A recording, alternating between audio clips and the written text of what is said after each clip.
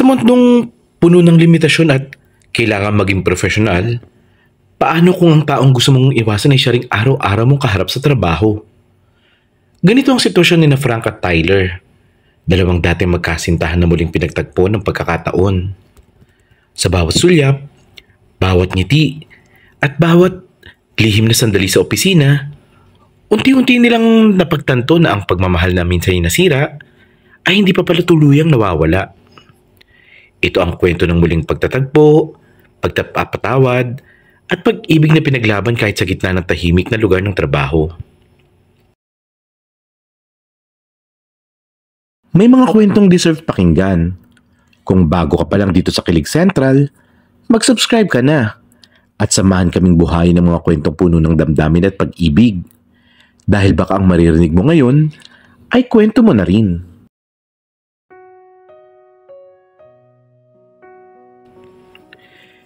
Tahimik ang opisina nung dumating si Frank sa unang araw ng kanyang bagong trabaho. Amoy pa niya ang bagong pinturang dingding. At sa bawat tikatik ng keyboard, parang unti-unting nabubuo ang panibagong yugto ng buhay niya. Matagal din siyang nakapagpahinga matapos ang breakup. Isang relasyong akala niya ay tatagal, pero natapos din sa gitna ng mga pangarap at tampuhan. Habang inaayos niya ang mess ay biglang may dumating na pamilyar na tinig. "Excuse me, ikaw ang bagong hire na marketing team?" Napalingon si Frank. At doon, parang tumigil ang oras. Si Tyler, ang lalaking minahal niya noon. Ang lalaking iniwasan niya matapos masaktan ng todo. Ngayon, nakatayo ito sa harap niya. Mas mature, mas confident, naka long sleeves na puti, at may ngiting matagal nang hindi niya nakikita pero hindi niya makakalimutan. "Tyler," mahina niyang sabi. "Frank?" Ngumiti si Tyler. Bahagyang nagulat pero halatang may tuwa sa tinig. "Wow, ang liit talaga ng mundo, no?" Hindi alam ni Frank kung matatawa ba o matatakot. Parang pinaglalaroan siya ng tadhana. Sa dami-dami ng kumpanya at sa daming posibleng lugar, dito pa sila ulit pinagtagpo. "Kamusta ka?" tanong ni Tyler. Mahinahon pero ramdam ang alanganin sa pagitan nila. "Okay naman," sagot ni Frank at pilit na kalmado.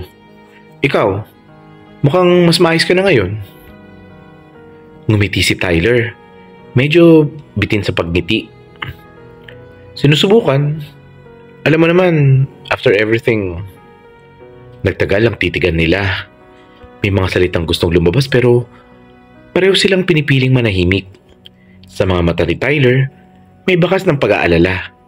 At sa puso ni Frank, may unti-unting pagbalik ng kirot at ng init na matagal na niyang inilibing. "Anyway," basag ni Tyler sa katahimikan, "ako palang magiging immediate supervisor mo. So, looks like we'll be working closely again." Biglang kumabog ang dibdib ni Frank.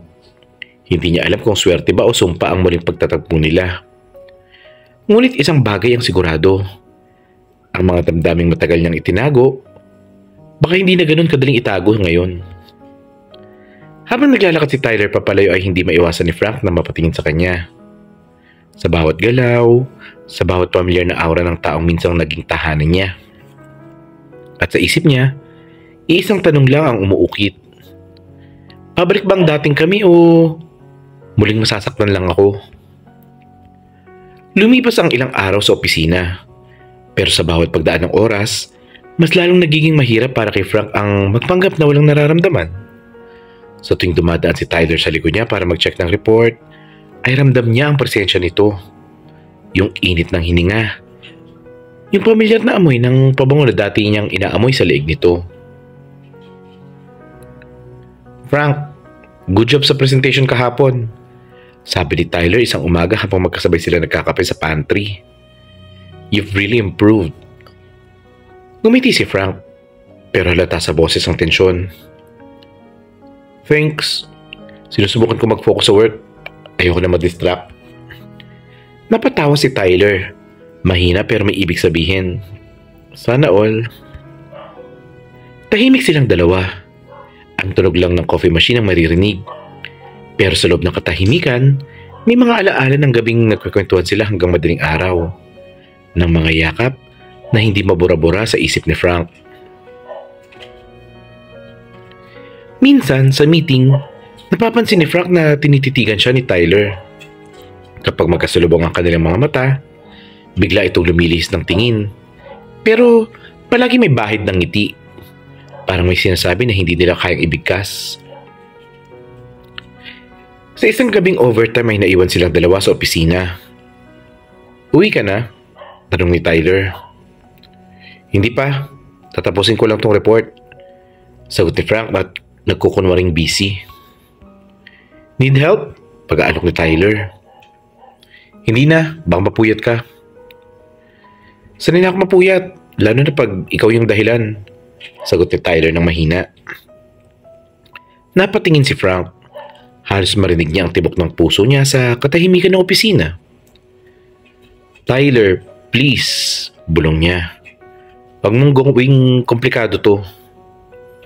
"Hindi ko naman ginagawang komplikado," sagot ni Tyler at dahang-dahang lumapit. "Namiss lang kita."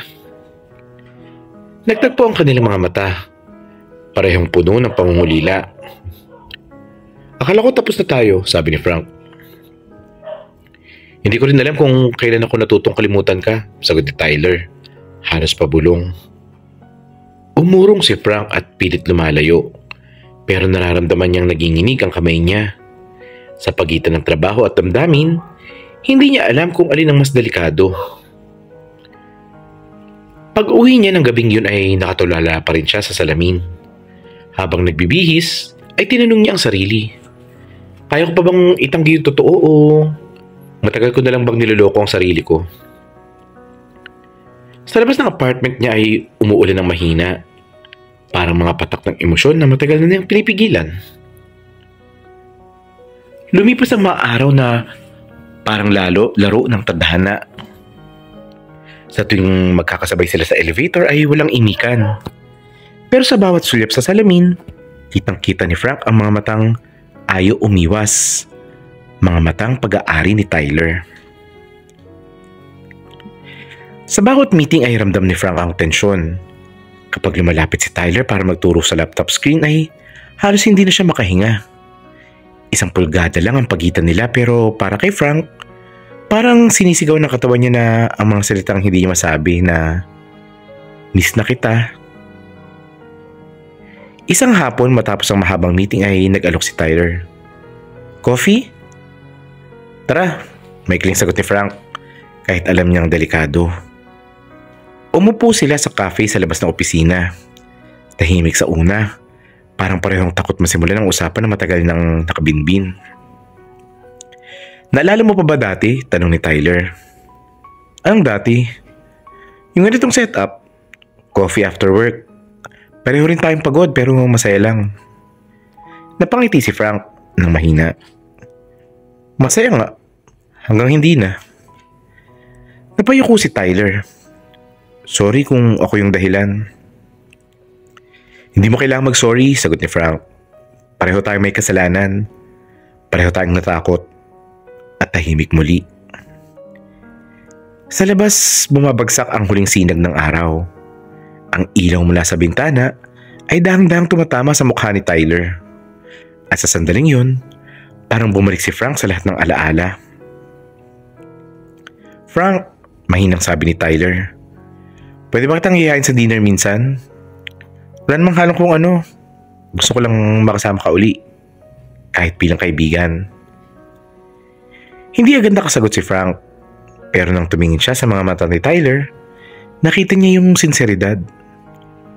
Yung mga mata na minsan niyang minahal at baka minamahal pa rin niya hanggang ngayon. "Okay," sagot niya sa huli. "Pero sa isang kondisyon." "Ano naman yun?" "Walang drama. Wala ring what if. Just dinner." Ngumiti si Tyler sabay sabing, "Deal." Pag-uwi ni Frank, hindi niya mapigilang mapangiti. Hindi niya alam kung anong mangyayari. Pero sa unang pagkakataon, parang gumaan ang bigat sa dibdib niya. Siguro kasi minsan kahit ayaw mo, may mga taong kahit anong iwas mo babalik at babalik sa buhay mo. Hindi para guluhin ka, kundi para ipailala kung gaano ka minsang naging totoo. Isang malamig na gabi ng Biyernes at halos kasabay ng mga ilaw ng EDSA ang kabog ng dibdib ni Frank. Matagal na niyang hindi nararamdaman ang ganitong kaba. Yung tipong hindi mo alam kung excited ka ba o tinatakot mo lang ang sarili mo na wag nang umasa.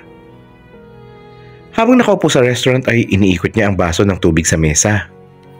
Ilang sandali pa ay dumating si Tyler. Naka-dark blue na polo, nakangiti, pero halatang may halong nervous din. Akala ko hindi ka na darating, biro ni Tyler habang umupo. Na-traffic lang, sagot ni Frank. Sabay pilit na umiti. Hindi naman lahat ng umaalis, hindi na bumabalik. Nagkatinginan silang dalawa. Isang simpleng linya lang pero parang may bigat na hindi nasusukat. Still sharp as ever, sabi ni Tyler. Namiss ko yan sa'yo. Yung sarcasm? Yung totoo mong sarili, sagot ni Tyler. Dumating ang pagkain at unti-unting nabasag ang tensyon. Nagkwentuhan sila tungkol sa trabaho, sa mga bagay na ginagawa nila ngayon, pati na sa mga alaala ng nakaraan. Napansin ni Frank na kahit anong pilit niyang magpakatatag ay bumabalik ang kilig. Hindi na niya alam kung dahil sa tawa ni Tyler, sa paraan ng pagtingin nito, o dahil sa mga sandaling parang wala silang ibang tao sa paligid. Naalala mo nung huli tayong nag-dinner? Tanong ni Tyler. Yung sa rooftop? Sagot ni Frank. Oo, yun din yung gabing naghiwalay tayo eh. Tahimik si Tyler bago nagsalita. Hindi ko na tinapos yung steak na yun kasi umalis ka agad. Hindi ko rin kinain yung dessert, sagot ni Frank. Nakangiti pero halatang may kirot. Baka kasi matamis bitter pa ako. Pareho silang natawa, pero sa ilalim ng tawanan ay may lungkot. Matapos kumain ay niyaya ni Tyler si Frank na maglakad palabas ng restaurant. Hangin ng gabi, ilaw ng mga poste, at katahimikan ng lungsod. Lahat yun parang pumapabor sa kanila. Ang tagal kong pinagdasal na mangyari to, sabi ni Tyler. Yung makausap ka ulit ng hindi nag-aaway. Yung makita ka ulit at maramdaman na hindi pa rin nagbabago yung nararamdaman ko. Napatigil si Frank. Tyler,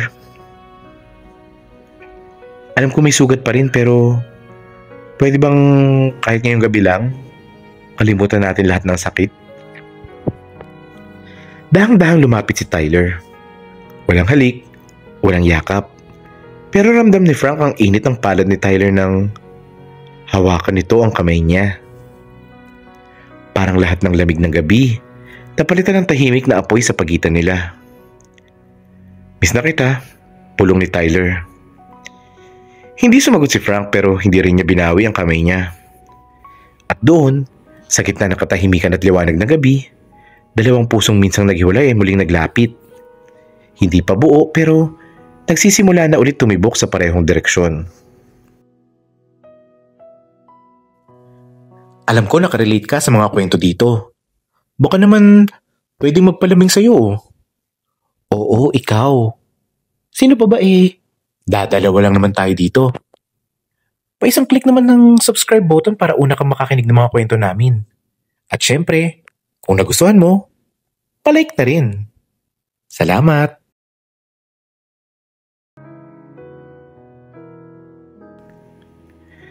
Pagkatapos ng hapunan, nag-alok si Tyler na ihatid si Frank pa uwi.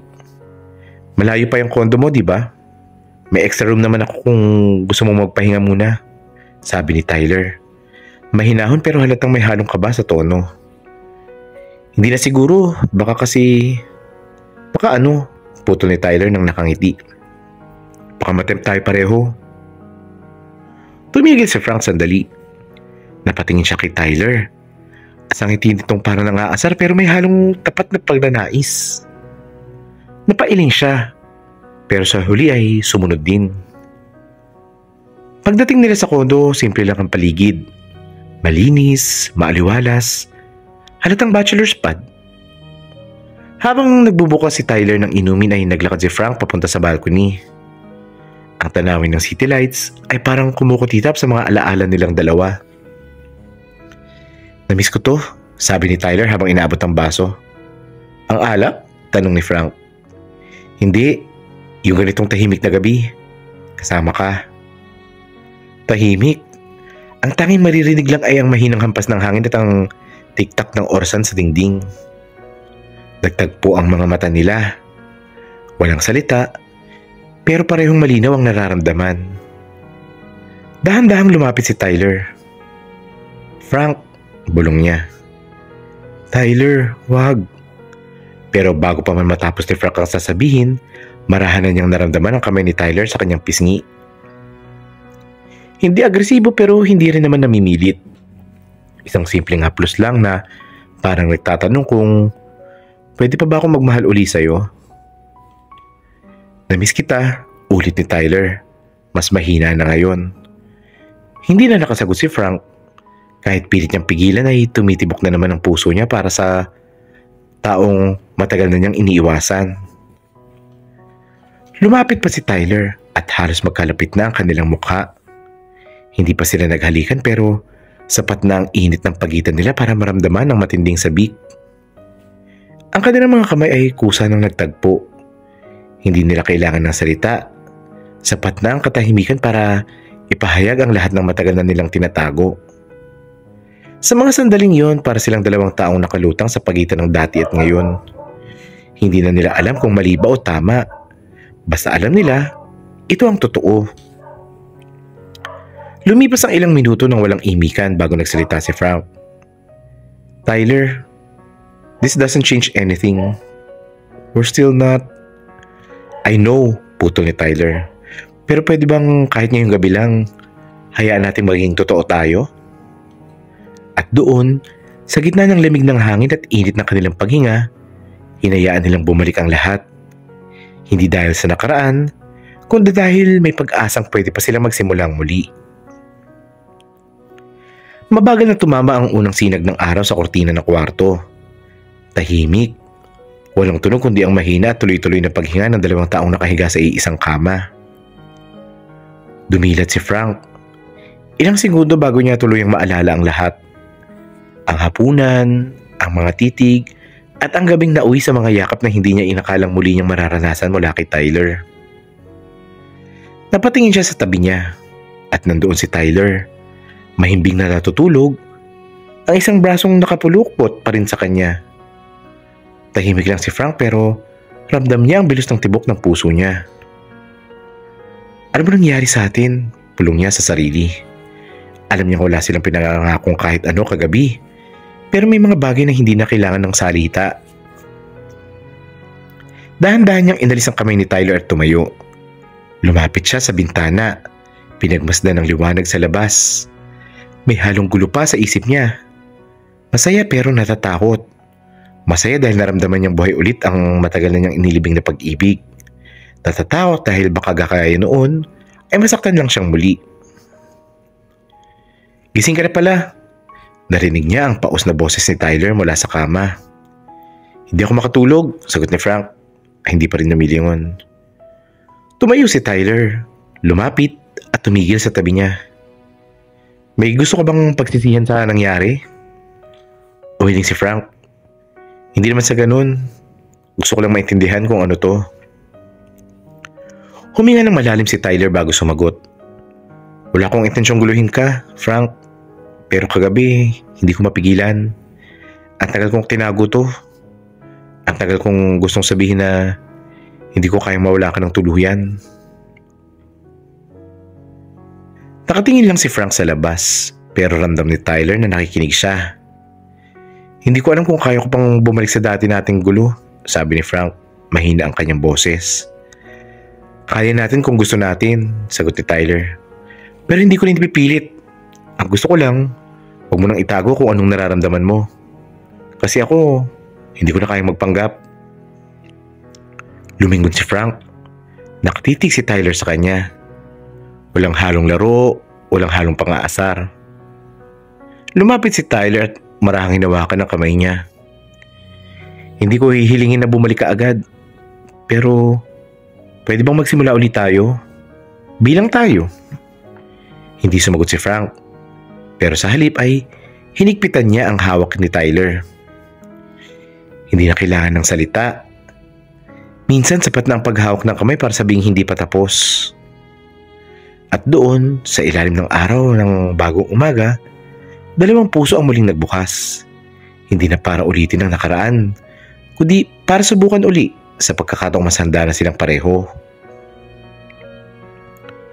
Balik opisina ng isang Lunes. Pamilyar ang tunog ng mga keyboard, ang amoy ng kape, at ang ingin ng printer sa opisina. Pero sa pagitan ng lahat ng yun, may tensyong hindi maipaliwanag sa pagitan ni Frank at Tyler. Magharap lang sila sa mesa. Pero bawat tingin, bawat ngiti, may tagong mensahe sila lang ang nakakaintindi. Hindi nila kailangang mag-usap tungkol sa nangyari noong weekend. Alam nilang may nagbago na. At habang nasa meeting, napansin ni Frank na palihim na nakatingin si Tyler sa kanya. Minsan, pag nagtatama ang mga mata nila, mabilis sila nag-iiwasan. Pero pareho silang hindi makapigil sa ngiti. At kahit si Frank ay pilit na nagpo-focus sa report niya, may parte sa kanya na gustong magtanong, hanggang kailan ko kaya kayang itago to? Pagkatapos ng meeting ay lumapit si Tyler sa kanya. Frank, can you help me with something sa storage room? Tanong nito. Casual ang tono pero may halong kilig na pamilyar. Okay, sagot ni Frank. Kahit alam niyang hindi lang tungkol sa trabaho yun. Pagpasok nila sa storage room ay tahimik. Amoy papel at tinta.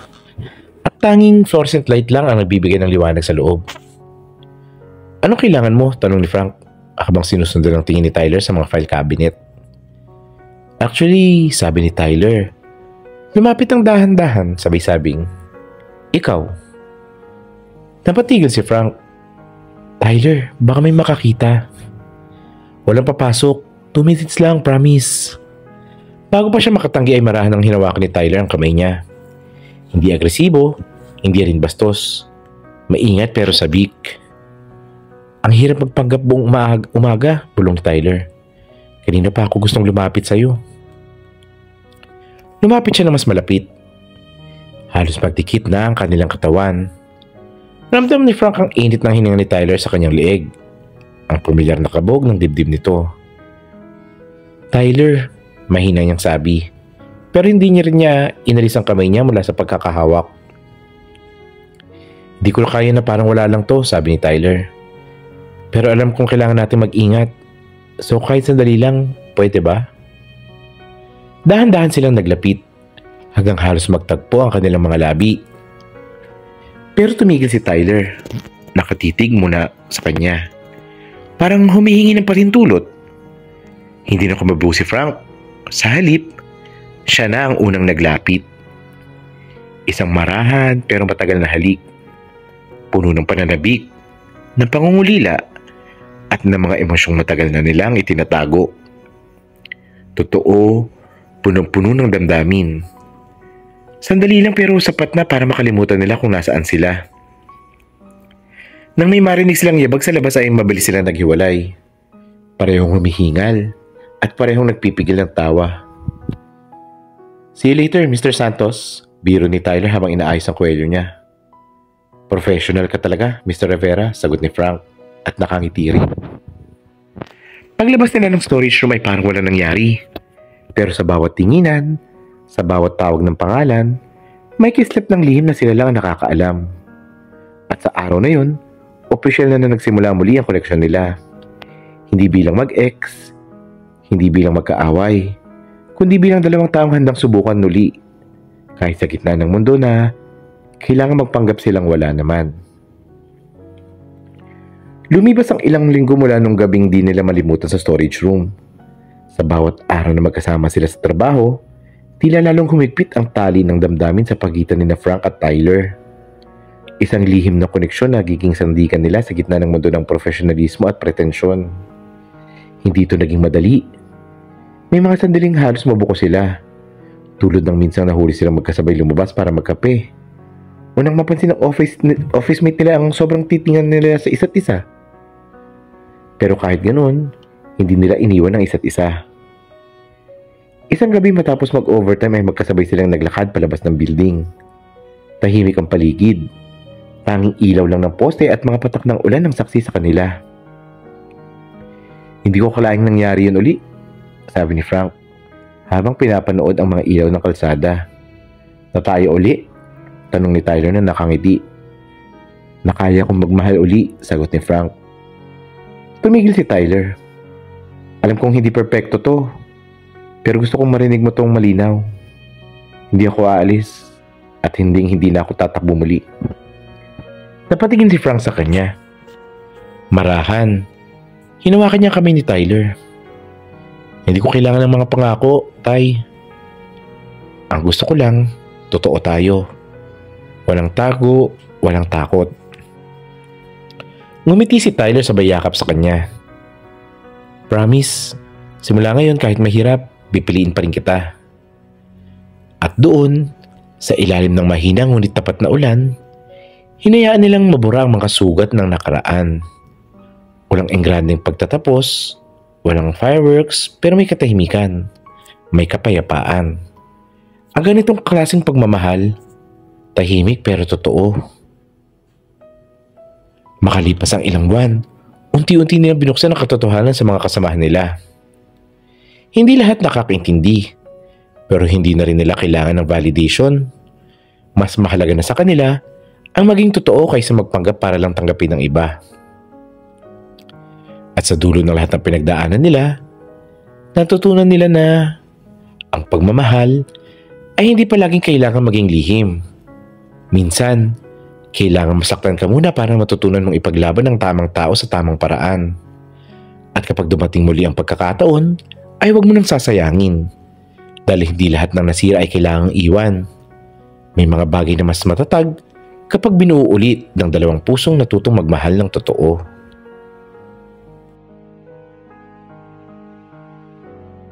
May mga kwentong deserve pakinggan. Kung bago ka pa lang dito sa Kilig Central, mag-subscribe ka na at samahan kaming buhayin ng mga kwentong puno ng damdamin at pag-ibig. Dahil baka ang maririnig mo ngayon ay kwento mo na rin.